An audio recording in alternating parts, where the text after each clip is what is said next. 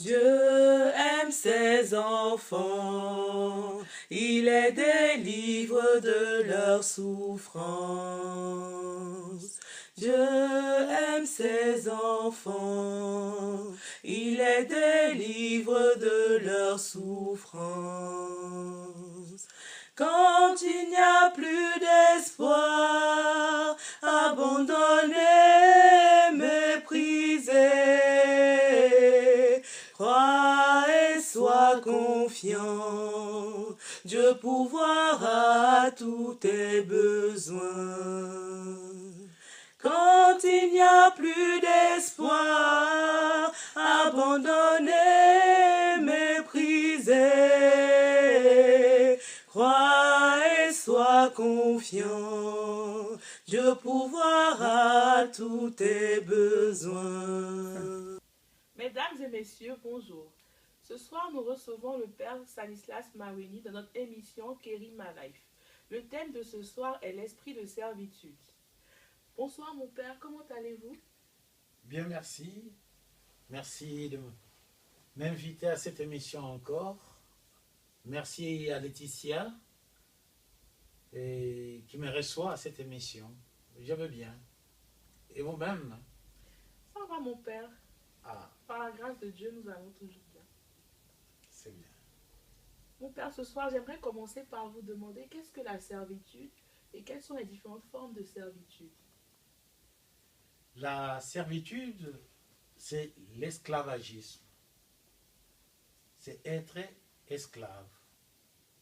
En d'autres termes, c'est la crainte servile. Cette crainte fait qu'on se crée une peur soi-même. On devient dépendant de quelqu'un ou de quelque chose.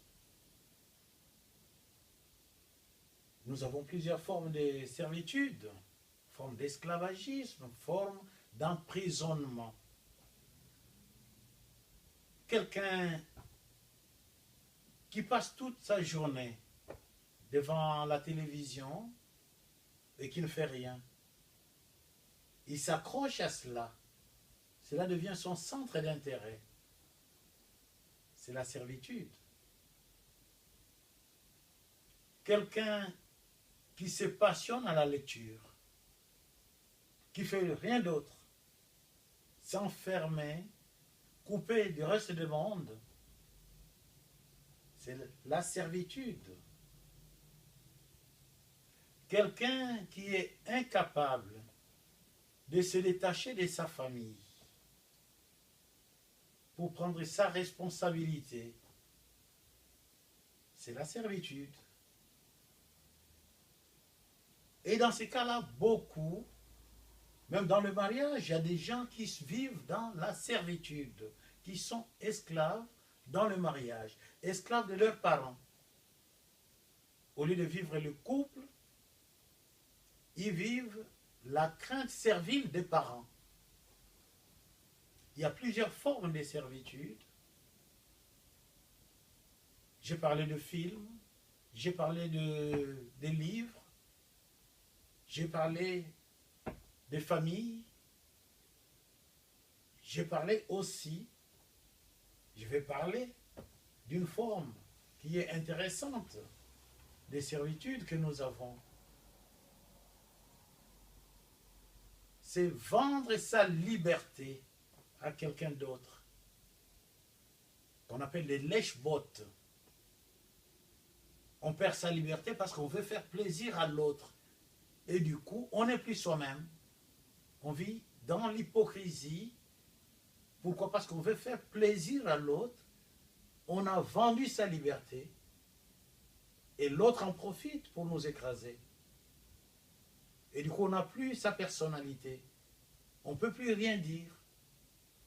Et c'est cette forme qui fait que sur 100 personnes, sur 100% des gens dans la société, il y a au moins 75% des gens qui vivent cette forme de servitude, où ils ont vendu leur liberté, ils n'ont plus de personnalité. Voilà cette servitude qui écrasent la société. Mais mon père, j'ai une question. Quand vous dites la servitude, une forme de servitude, c'est peut-être regarder la télé, passer tout son temps devant la télé et ne rien faire d'autre. Est-ce une forme d'addiction aussi, la servitude? Oui, Est-ce qu'une addiction est considérée comme une servitude? l'addiction peut être considérée comme une servitude. L'addiction peut être considérée comme une servitude. Quand on voit dans la formation qu'on donne aux jeunes sur l'addiction, on voit combien de jeunes sont attachés à l'addiction. Et pour sortir de cette maladie, qui est une souffrance, une prison, pour sortir de cela, il faut non seulement la formation, il faut les accompagner. Et c'est pareil pour une personne qui est accrochée à sa famille, qui est accrochée. C'est pas dit que c'est mauvais d'être accroché à sa famille. Mais il ne faut pas être dépendant à 100% totalement de sa famille au prix de sacrifier sa vie. Bon, il y a des gens, par exemple, qui vous diront, moi je travaille et je gagne bien, mais je suis incapable de m'organiser dans la vie parce que je dois aider tel cousin, tel petit frère, telle petite soeur, je dois m'occuper à 100% de ma mère. Des gens qui sont en bonne santé, qui ne sont pas malades. Donc ils n'arrivent pas à s'organiser parce qu'ils doivent s'occuper de tout ce monde-là. Ils ne se posent pas la question, ce neveu-là, a-t-il un père ou non? Et quelle est la responsabilité de ses parents? Est-ce que je dois apporter la totalité de mon aide à ce neveu au moment où il a son papa, qui est le premier responsable, au moment où il a sa mère? Il faut se poser la question en amont, quelle est la part que je dois donner? Donner aux parents? Oui, je dois donner aux parents, mais ce n'est pas une obligation. Ce n'est pas parce que les parents m'ont donné que je suis obligé de donner aux parents. Les parents m'ont donné parce que je suis le fruit de leur volonté. Je suis le fruit de leur volonté. Mais ce n'est pas une obligation. Mais je dois les aider. Mon père, vraiment, la servitude est très très compliquée, c'est très subtil. Mais mon père, ce que j'aimerais vous demander, quelle est la différence entre un enfant qui veut honorer ses parents et celui qui est sous la servitude? Entre un enfant qui veut honorer ses parents et celui qui est sous la servitude, il y a une grande, énorme différence. La différence se situe déjà au niveau du verbe. Honorer, respecter, valoriser, vénérer les parents. Ça fait partie du 4e commandement de Dieu. On est appelé à honorer les parents. C'est grâce à eux que nous sommes dans ce monde. Dieu est passé par eux. On les honore, on les respecte, mais on ne peut pas être esclave des parents. Les parents ne peuvent pas nous enfermer dans une prison. Les parents doivent respecter notre liberté, sachant que par le sang du Christ, nous sommes libérés. Par le sang du Christ, nous sommes des enfants adoptifs. Donc cette adoption fait que nous ayons un autre statut dans la société. Nos parents, ils sont parents, en même temps ils sont frères et sœurs en Christ. Nous devons ramener nos parents à la connaissance du Christ pour qu'eux aussi soient libérés de la mentalité, de l'esprit qu'ils ont par rapport à la relation père-enfant, mère-enfant. D'accord, mon père. Merci, mon père, pour votre réponse. J'ai une autre question. Comment on reconnaît qu'on est sous l'influence de la servitude? Pour reconnaître qu'on est sous l'influence de la servitude, il faut savoir prendre d'abord le temps pour relire sa propre vie. En d'autres termes, on appelait ça l'examen de conscience. Le soir, avant d'aller au lit, faire le point de la journée, qu'est-ce que j'ai fait? Avoir un cahier pour noter. Qu'est-ce que je fais le lundi? Qu'est-ce que je fais le mardi? Qu'est-ce que je fais le... Voir l'évolution de sa vie. Si on se rend compte qu'on est bloqué, on revient sur le même point tout le temps. On se pose la question, pourquoi je suis heurté? Cela m'intrigue. Pourquoi je suis heurté? Je dois dépasser cela. Et à partir de là, on voit les nœuds qu'il faut dénouer. D'accord, mon père. Mais mon père, y a-t-il pas d'autres formes pour reconnaître qu'on est sous l'influence de la servitude? Par exemple, y a-t-il des signes, des manifestations, des rêves? À travers les rêves, peut-on savoir qu'on est sous l'influence de la servitude? Il y a plusieurs formes pour savoir qu'on est sous l'influence de la servitude, c'est-à-dire on est pris dans un système où on fait semblant de vivre, mais on ne vit pas. On n'est pas en paix. Le premier signe pour reconnaître qu'on n'est pas libéré, c'est le manque de paix. Quand on n'est pas en paix, on devient menteur. Parce qu'on ne veut pas montrer qui on est exactement. On devient menteur.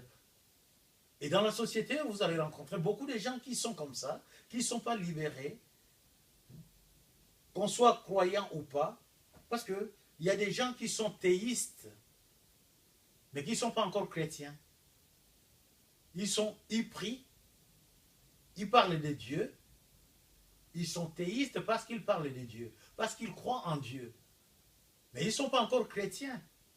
Donc il faut qu'ils arrivent à être chrétiens, à être dans le Christ qui nous a libérés. Parce que si on est dans le Christ, on devient une nouvelle créature. Une nouvelle créature qui est libérée. C'est dans le Christ qu'on est libéré. Ce n'est pas seulement en croyant en Dieu qu'on est libéré. En croyant en Dieu, il faut rentrer dans la logique de cette croyance, dans la déclinaison de cette croyance, embrasser le Christ dans sa vie, accepter le Christ dans sa vie, être libéré dans sa vie, et du coup, on pourra lire les signes de l'emprisonnement, soit à travers les rêves qui font peur, soit à travers des choses qui ne marchent pas dans la vie, soit à travers la peur, l'angoisse qu'on a face aux gens qui nous entourent. Mais mon père, pouvez-vous nous donner un exemple de rêve? Il y a des rêves qui font peur. Il y a des rêves qui font peur. Et si on a passé toute sa journée à regarder des films pornographiques, cela revient la nuit. Et cela fait peur.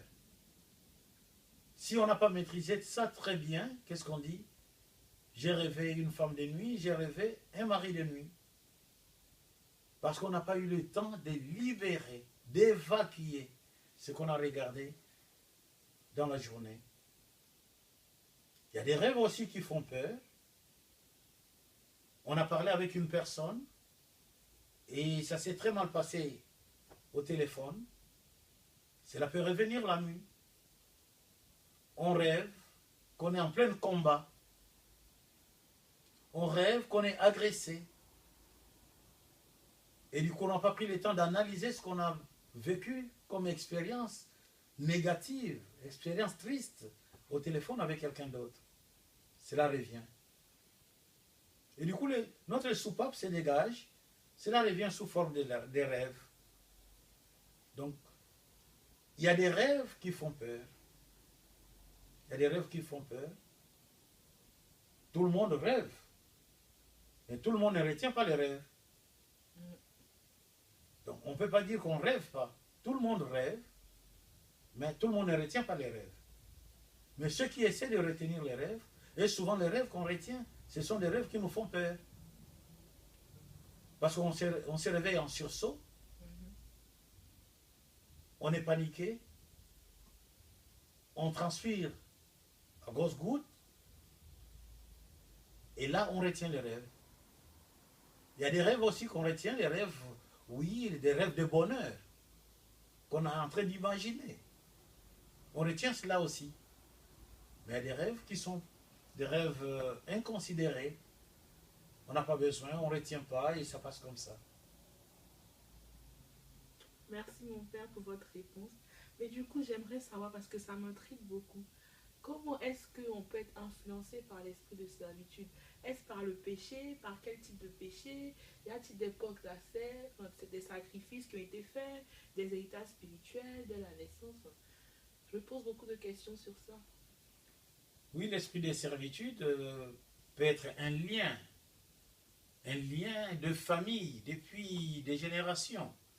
Des familles qui font des sacrifices, des familles qui ne sont pas totalement libérées dans le sang du Christ et qui passent ce lien de génération en génération. Et si une génération n'arrive pas à couper ce lien, l'esprit de servitude va continuer. Ils seront emprisonnés. Ils vivront la crainte, tout le temps la crainte servile, parce qu'il y a la crainte de Dieu, mais il y a aussi une crainte qui n'est pas de Dieu. La porte d'entrée, comme vous le disiez tout à l'heure, la porte d'entrée, Saint Paul le dit, et souvent on le dit, des rapports sexuels avant le mariage peut être aussi une porte d'entrée. C'est une porte nuisible. Mais comme les gens ne veulent pas le dire, pourquoi les gens ne veulent pas le dire? Parce que les gens cautionnent ce que la société nous dit, en oubliant que la société n'a jamais mis au monde un être humain. La société est capable de fabriquer des robots, mais pas des êtres humains, des êtres vivants. Quelle que soit l'expérience qu'on va mettre en place, on n'arrivera jamais à fabriquer un être vivant, un être humain, à moins que ce soit des êtres virtuels. Et la société nous présente ce qui n'est pas la réalité, ce qui n'est pas la vie des gens. Ce qui n'est pas la vie des gens. Mais il faut entrer dans la vie des gens, savoir que les gens souffrent. Les gens font semblant de vivre, ils souffrent. Ils souffrent.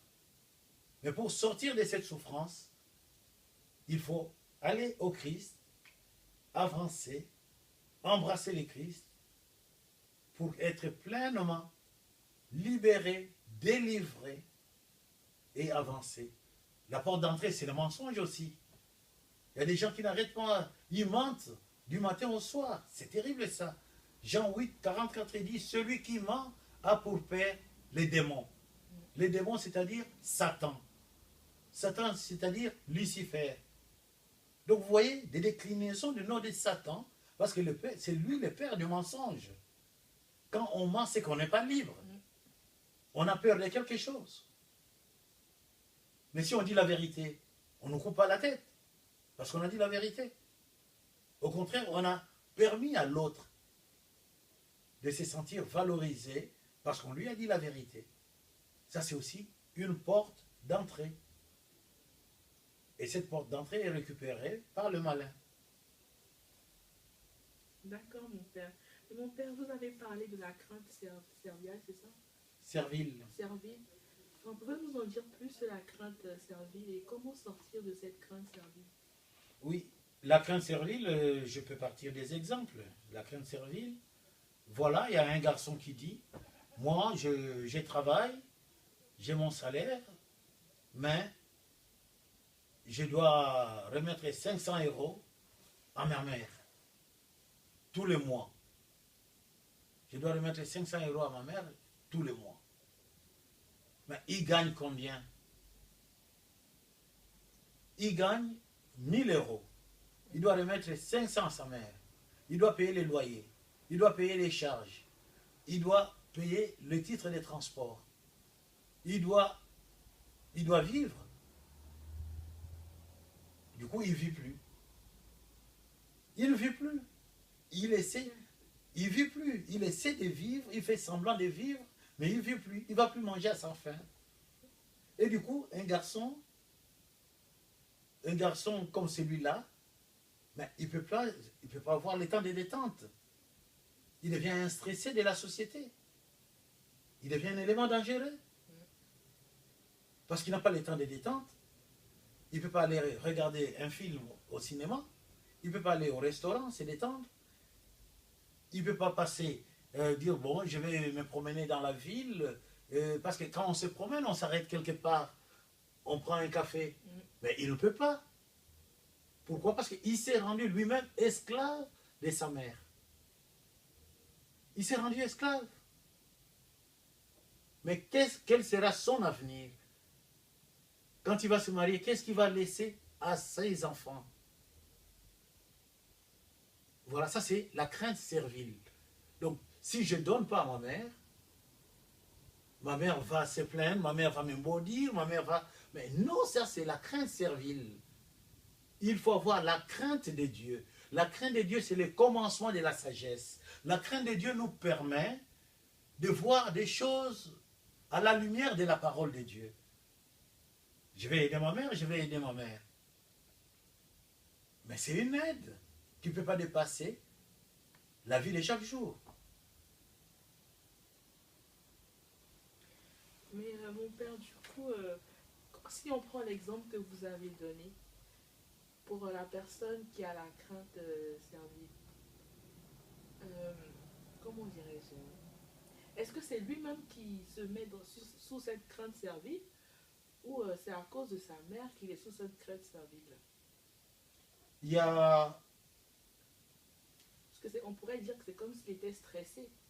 C'est un peu subtil. D'un côté, il y a la personne. Il y a la personne qui ne saisit pas sa vraie liberté. Du coup, ça peut être une personne qui ne saisit pas sa vraie liberté et qui dit au nom de l'orgueil, parce qu'on peut être arrogant, on veut tout donner pour faire croire aux gens qu'on en a plus ou qu'on est généreux. Mais ça, c'est la mauvaise générosité. On s'empoisonne lui-même. Ça, c'est un aspect. Et du coup, l'arrogance fait payer son prix. La personne ne vit plus. De l'autre côté, c'est la peur de dire, si je ne donne pas, on va me traiter de. Donc, on va me donner un titre. On va me mettre dans un casier. Et je suis obligé de donner. On dit, je suis obligé de donner, mais j'en ai pas, mais je suis obligé de donner. Mais on n'est pas obligé de donner. On n'est pas obligé de donner. Si on souffre, on donne. On ne gagne rien aux yeux de Dieu. Parce qu'on a donné à contre-cœur. On ne gagne rien aux yeux de Dieu. On a fait semblant. On a fait juste montrer aux autres qu'on est généreux sans être généreux. On a fait croire aux autres qu'on en a plus. Mais ça, c'est l'arrogance. C'est l'orgueil, ça. On n'a pas plus que ça. On ne peut pas donner au-delà de ce qu'on a. Oui. On ne peut pas donner au-delà de ce qu'on a. Dieu lui-même, il n'a pas donné au-delà de ce qu'il a. Il a donné ce qu'il y a de plus beau, de plus cher, c'est son Fils. Et quand on donne de tout son cœur, on donne ce qu'il y a de plus beau, ce qu'il y a de plus cher, pour qu'on ne regrette pas après. Dieu, quand il a donné son Fils, il n'a pas regretté. Pourquoi il a donné son Fils? Il a vu que son Fils est mort. Il n'a pas regretté. Il n'a pas regretté la mort de son Fils. Parce qu'il savait que son Fils est obéissant et il va ressusciter son Fils. Et il l'a ressuscité. Donc quand nous donnons, c'est pour ressusciter l'autre. Mais il ne faut pas qu'on se plaigne soi-même qu'on n'en a pas. Parce qu'il y a des gens qui donnent, quelques minutes après, ils commencent à dire aux gens, ah, j'avais ceci, mais j'ai donné à un tel, j'ai donné... C'est la publicité. C'est la publicité. En disant, citant le nom des gens, il ne sait pas qu'il est en train de dévaloriser ceux à qui il a donné quelque chose. Donc c'est un manque de dignité, un manque de respect à l'égard de ces gens-là. Quand on donne, on donne. Quand on donne, on ne regrette pas parce qu'on a donné. On se sent libre. On ne donne pas au nom de l'orgueil qui nous habite. On ne donne pas pour se faire plaisir. On donne parce qu'on veut que l'autre vive, que l'autre soit dans la joie comme soi-même. Mon père, vous avez dit tout à l'heure que la servitude était une forme d'esclavage. On sait tous que dans l'esclavage, on a un maître. Est-ce à dire que dans la servitude aussi, on a un maître? Effectivement, dans la servitude, on a un maître. On a un maître, c'est lui qui nous domine. Soit ce sont nos parents qui nous dominent, à qui il faut tout donner, tout donner. Soit c'est notre neveu qui a ses parents. Ses parents sont devenus irresponsables. Et c'est nous qui prenons tout en charge. Il faut tout donner, tout donner. On ne dort pas. On sacrifie son propre foyer pour aider ses neveux. Du coup, ses propres enfants ne sont pas bénéficiaires. C'est le neveu qui devient plus bénéficiaire. Mais on a connu ça. On a connu ça. Dans les systèmes matrilinéaires. Dans les systèmes matrilinéaires, si on prend l'exemple de l'Afrique centrale, beaucoup sont dans les systèmes matrilinéaires. Et dans ces systèmes matrilinéaires, c'est qui? C'est l'oncle. L'oncle qui doit donner à ses neveux. L'oncle qui doit s'occuper de ses neveux. Ben, ses neveux, ils ont un père. Donc vous voyez, si l'oncle donne à ses neveux, leur papa va donner. Du coup, le neveu a combien de parts? Il a 2 parts. Et les enfants de l'oncle, ils ont combien de parts? Un seul part. Donc vous voyez que c'est un système qui ne tient pas la route. Et c'est ce système qui fait que des gens deviennent esclaves. Le maître, c'est qui? Le maître, c'est celui qui domine. Et on devient tous, et ça fait, c'est toute une chaîne pyramidale. Au sommet de notre pyramide, c'est qui? C'est Satan. C'est lui le maître qui enchaîne tout le monde, qui fait de tout le monde ses esclaves. Parce qu'il ne veut pas que les gens soient libérés. Et du coup, l'autorité qui nous écrase dépend de qui? Dépend de Satan. Parce que Dieu ne peut pas accepter qu'on écrase l'autre. Oui, mon père, j'ai une question qui me vient à l'esprit. Est-ce qu'une personne qui est influencée par l'esprit de servitude, est-ce qu'elle peut s'en rendre compte ou il faut quelqu'un pour lui dire? Comment ça se passe pour la libérer? Souvent, ils ne se rendent pas compte parce que ça rentre, ça devient une habitude. Ça devient une habitude, ils ont pris l'habitude et à travers cette habitude, il y a l'orgueil qui s'est installé aussi. Vous voyez que dans la société, le problème de la société, c'est quoi? Le problème de la société, chacun veut être chef.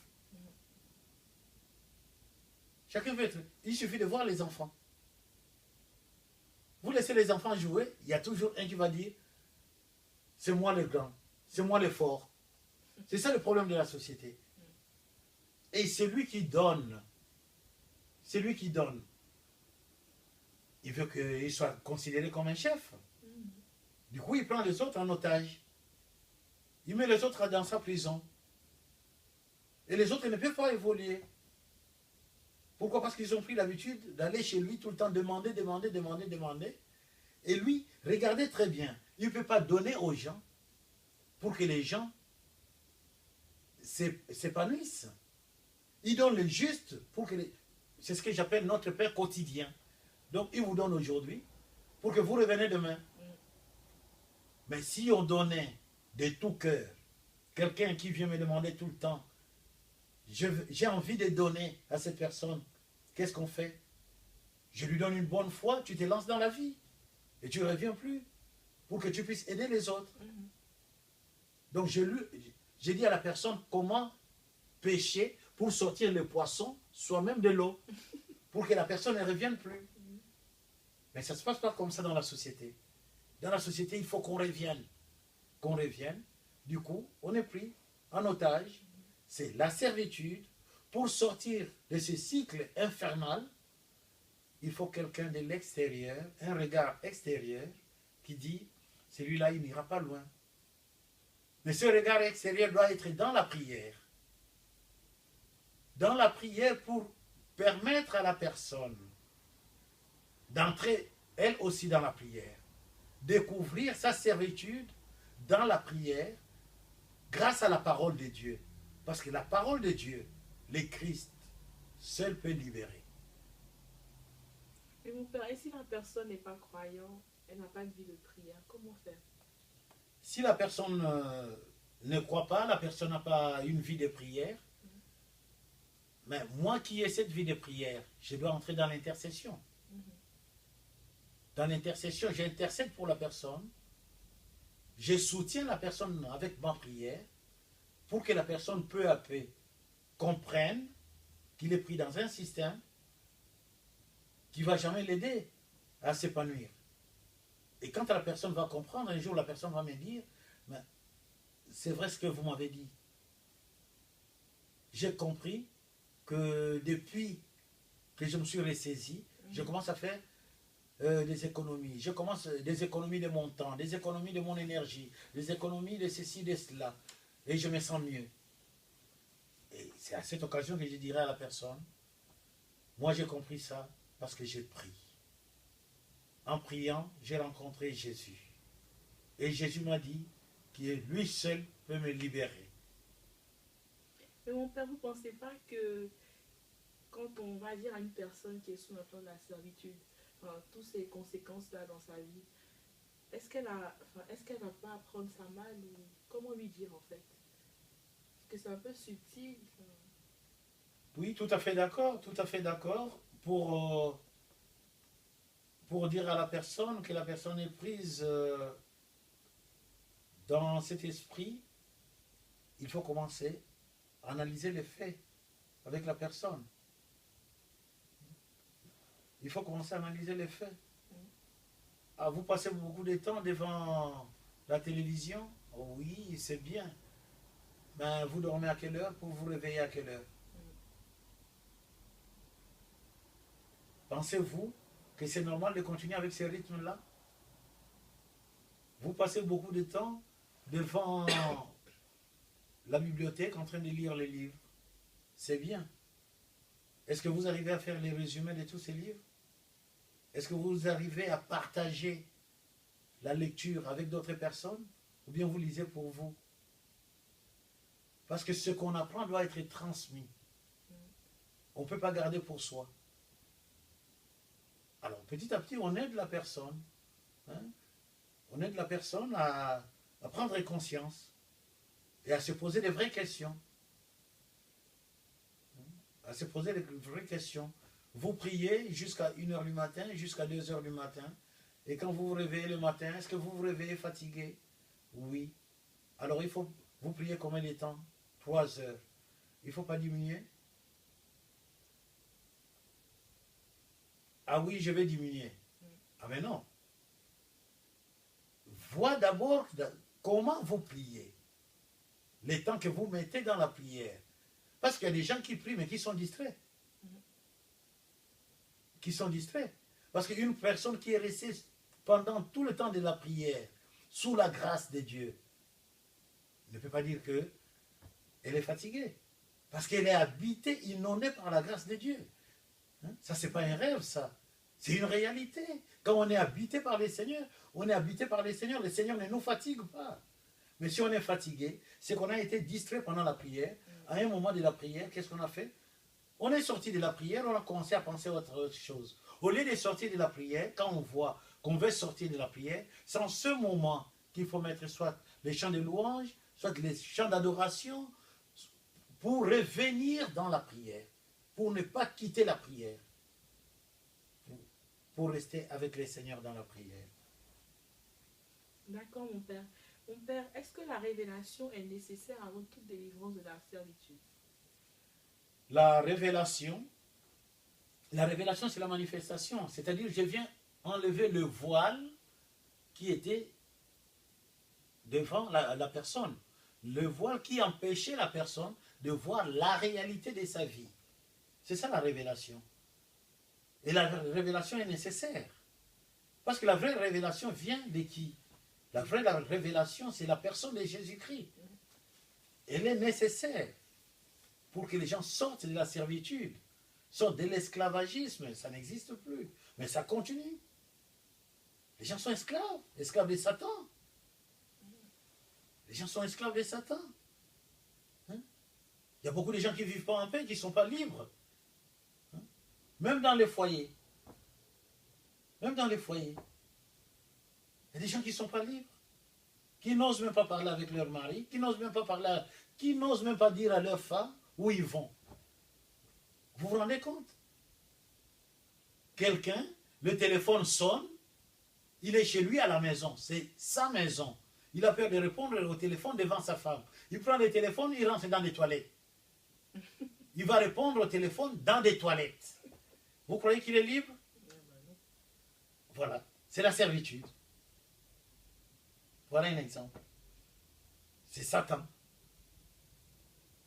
Mais mon père, pouvez-vous nous donner un processus de délivrance, un exemple concret pour délivrer quelqu'un de l'esprit de servitude? Pour délivrer quelqu'un de l'esprit de la servitude, d'abord la prise de conscience.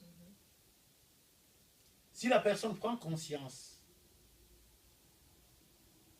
après on propose à la personne une démarche à suivre. La démarche serait se connaître soi-même. J'ai pris conscience que je suis coincé quelque part. C'est la première démarche. Est-ce que je me connais? Parce que si j'étais coincé, c'est parce que je ne me connais pas assez. Maintenant, il faut que j'apprenne à me connaître. J'écoute les autres, qu'est-ce qu'ils disent de moi? Et quelle est l'idée que je me fais de moi-même? Et là, je n'ai pas la totalité de ma connaissance. Mais je dois avoir la totalité de ma connaissance. Pour avoir la totalité de ma connaissance, le complémentaire qui me vient, les autres sont en train de compléter, ce sont des apports. Mais la seule personne qui peut me dire qui je suis, c'est Dieu. Parce que c'est lui qui m'a créé. C'est lui qui sait ce qui est dans mon corps. Et cette connaissance dépasse même la connaissance quand je suis malade, ça dépasse même la connaissance des médecins. Les médecins, c'est comme des mécaniciens. Une voiture est en panne. Le mécanicien, ce n'est pas lui qui a monté la voiture, mais il va réparer. C'est pareil comme le médecin. C'est Dieu qui a monté, c'est Dieu qui nous a créés. Les médecins essaient de nous rendre quand même notre physique en état. Mais ce n'est pas un état éternel. C'est comme la voiture. Les mécaniciens essaient, mais la voiture ne va pas rester éternellement. C'est pareil. La seule personne qui me permettra de mieux me connaître, c'est Dieu qui m'a créé. Il me dira, voilà, maintenant tu te connais, mais voilà ta faiblesse, là où tu tombes. Confesse et ne tombe plus. Je t'étends toujours ma main, je t'embrasserai toujours, je suis ce Père qui vient toujours t'attendre que tu reviennes pour que je t'embrasse. Et là je dirais, ah oui, je me connais, je suis libéré et libre, je peux m'accrocher à Dieu qui m'aime. Merci mon Père pour votre réponse. Mais, excusez-moi, j'aimerais savoir quelles sont les conséquences. Une fois qu'on est délivré de la servitude, il y a des conséquences après. Si par exemple, on a comme maître notre maman ou nos parents, comment ça se passe après la délivrance? Faut-il toujours envoyer de l'argent? Comment ça se passe? Quand on est délivré, il y a des conséquences. Parce que la relation change. La relation change. Et ils ne seront pas heureux qu'on soit délivré. Hein? C'est comme Pharaon. Pharaon s'est entêté. jusqu'à ce qu'il a vu son propre fils mourir. Il a compris qu'il fallait libérer le peuple. Il a libéré le peuple. Après, il n'était pas content. Il les a poursuivis. C'est la même réaction avec nos parents. C'est la même réaction avec ceux qui dominent nos maîtres. Nos maîtres, M minuscule. Le véritable maître, c'est celui qui nous enseigne le vrai enseignement. C'est ça, être maître. Libérer l'autre. Donner le vrai enseignement à l'autre. Être le vrai enseignant. Le maître, c'est l'éducateur qui éduque, c'est-à-dire qui nous canalise vers le bonheur véritable. Et c'est le M majuscule, c'est lui le Christ, le véritable maître. Tous les maîtres en minuscule, et ils ne sont jamais contents. Et nous, on peut les aider. J'ai quelque chose à envoyer à mes parents, mais je prie. Je prie, j'invoque le sang du Christ. Je dis, Seigneur, je vais leur donner quelque chose, mais que ça soit inondé par ton sang. Pour qu'eux, ils ne fassent pas avec ça quelque chose de maléfique. Parce que tu peux donner l'argent à quelqu'un. Tu as de bonne volonté, tu es généreuse, tu as donné. Mais la personne prend cet argent pour aller chez les marabouts, chez les féticheurs. Avec ton argent à toi. Mais si tu pries, tu donnes, le bon Dieu, il ne permettra pas que ton argent que tu as gagné à la sueur de ton front puisse aller pour des pratiques maléfiques. Les gens, quand ils donnent, mais ils oublient qu'il faut prier. Qu'il faut prier. Tu me demandes un téléphone? D'accord, je te donne un téléphone. Mais c'est le fruit de mon travail, le fruit de ma souffrance. Mais j'ai pris. Je prie pour te remettre le téléphone. Pour que ce téléphone ne soit pas volé. Je confie ce téléphone et la personne au Seigneur. Pour que ça soit bien utilisé. Parce que le téléphone peut aussi t'emprisonner. Tu passes toute ta journée avec ton téléphone et à ne plus rien faire. Tu vois? Tu deviens esclave de téléphone aussi. Mais moi, je ne peux pas accepter que je remette quelque chose qui empêche la personne à évoluer. Même l'habit. Même l'habit, tu peux devenir esclave de l'habit. Il suffit de voir combien de gens vont en retard à la prière, à la messe. Pas seulement à la messe, à des cultes. Pourquoi? Parce qu'ils passent le temps à choisir les habits. Ça, non pas ça. Ça, non pas ça. Ça, non pas ça. Mais tu vas rencontrer qui? Tu vas rencontrer celui qui te connaît, il te voit. Mais tu passes le temps. Mais ce qui t'intéresse d'abord, c'est la prière. Peu importe l'habit que tu vas mettre. Essaie de mettre un habit qui est propre. Il y a des gens qui s'endettent. Ça, c'est encore l'esclavagisme. Qui s'endettent tous les, je ne sais pas, 2-3 fois dans le mois, qui s'endettent à avoir des habits pour aller prier. À la prière, on le voit avec un habit nouveau. Mais c'est nous qui te voyons. Dieu, ça ne l'intéresse pas. Dieu, ce qui l'intéresse, c'est ton cœur. Ça, c'est être esclave. C'est être esclave. Vous voyez qu'il y a beaucoup de formes. Il y a beaucoup de formes. Ce n'est pas parce qu'on a dit Alléluia, Amen, qu'on a résolu le problème. Mais non. Le problème est profond, là. Le problème est profond. Tant qu'on n'est pas libéré là, tant qu'on n'a pas clarifié des choses avec sa propre famille, on est menotté par Satan.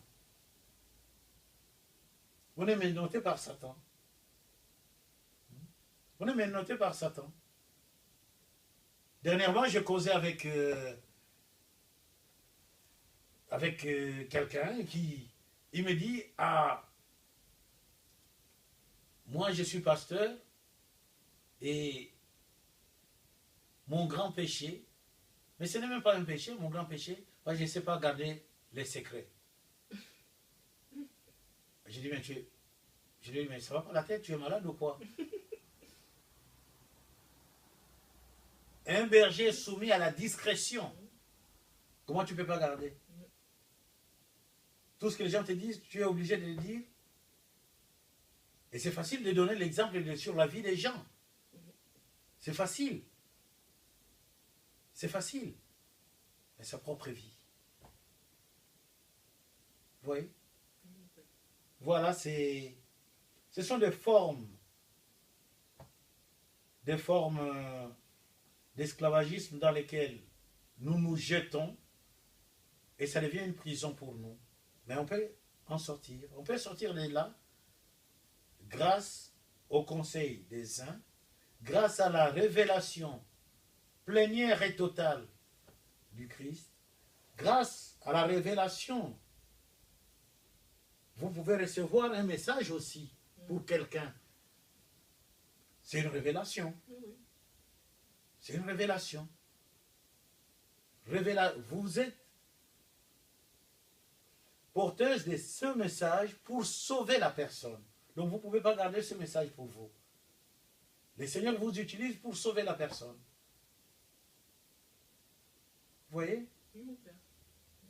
Moïse, le Seigneur l'a utilisé. Il a sorti le peuple d'Israël. Mais lui-même n'est jamais rentré dans la terre promise. Mais au moins il a fait son travail. Merci beaucoup, mon Père, d'avoir répondu à toutes nos questions. Merci d'être venu ce soir à notre rencontre. Merci aux téléspectateurs. Nous vous souhaitons une bonne soirée et à la semaine prochaine.